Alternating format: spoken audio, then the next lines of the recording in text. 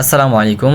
আজ আমরা বিষাদ সিন্ধু উপন্যাসের চতুর্থ প্রবাহের যেই মূল বিষয়বস্তু রয়েছে সেই বিষয়বস্তু সম্পর্কে আমরা জানব। সো এখানে চতুর্থ প্রবাহে মূলত একজন পথিক মরুভূমির পথ ধরে হেঁটে যাচ্ছিল। তাকে দেখে মনে হচ্ছিল সে খুবই ক্লান্ত শরীর নিয়ে হেঁটে যাচ্ছিল, কিন্তু তাকে বলা হয়েছিল কোনো বিশেষ কারণ ছাড়া যাতে দেরি না করে। সে মূলত যাচ্ছিল এজিদের বিয়ের প্রস্তাব নিয়ে জয়নাবের কাছে, এবং যে এই প্রস্তাবটি নিয়ে যাচ্ছিল সেই পথিকের নাম ছিল মুসলেম। মুসলেম পরবর্তীতে হাঁটতে হাঁটতে একটা পাহাড়ের কাছাকাছি চলে গিয়েছিল। তখন হঠাৎ তার সাথে দেখা হয় আকাশের সাথে। তখন আকাশ তাকে জিজ্ঞাসা করে, ভাই মুসলেম, কোথায় যাচ্ছ? মুসলেম তখন বলে যে কিছুটা বিশ্রাম নেয় এবং পানি পান করে। তার পরবর্তীতে সে বলে, আমি এজিদের বিয়ের প্রস্তাব নিয়ে যাচ্ছি জয়নাবের কাছে। পরবর্তীতে আকাশ শুনে বলে যে আব্দুল জব্বার কি মারা গিয়েছে? পরবর্তীতে বলে, না, আব্দুল জব্বার জয়নাবকে তালাক দিয়েছে। আকাশ যখন এই কথা শুনে তখন আকাশ কিছুটা বিস্মিত হয় এবং তাকে জিজ্ঞাসা করে যে এই কেন তালাক দিল, এবং মেয়েটি খুবই ধর্মপরায়ণ চরিত্রবান একজন নারী ছিল। এবং সকল বিষয় সম্পর্কে জানার পরে আকাশ বলে, তুমি যেহেতু এজিদের বিবাহের প্রস্তাব নিয়ে জয়নাবের কাছে যাচ্ছ, তাহলে আমার প্রস্তাবটাও দিও। সে মূলত আকাশও জয়নাবকে বিবাহ করিতে চায়। তার জন্য সেই পথিকের কাছে সেও তার বিবাহের প্রস্তাবটি দিয়েছে।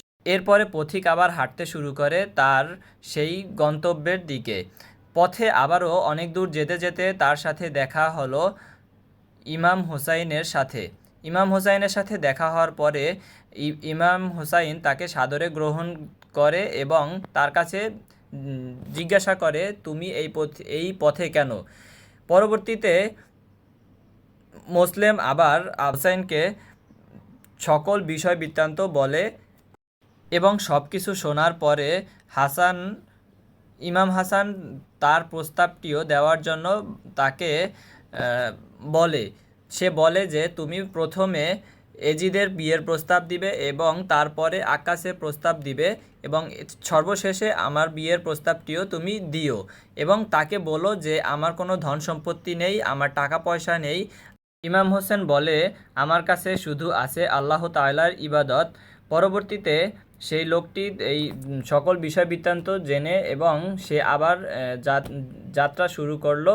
এবং পরবর্তীতে মুসলেম ভাবতে শুরু করে যে একজন নারীর জন্য তিনজন প্রভাবশালী ব্যক্তি তাকে বিবাহ করতে রাজি, এবং পরবর্তীতে সে ভাবতে লাগে এখন এর মধ্যে সে কাকে গ্রহণ করবে। এটি ভাবতে ভাবতে সেই মুসলেম জয়গুনের কাছে যেতে শুরু করলো। তো এই বিষাদ সিন্ধু উপন্যাসের চতুর্থ প্রবাহে মূলত এই পর্যন্তই ছিল। সো পরবর্তী যেই পর্ব আসবে সেই পর্বে আমরা নতুন করে আবার নতুন আরও কিছু জানবো।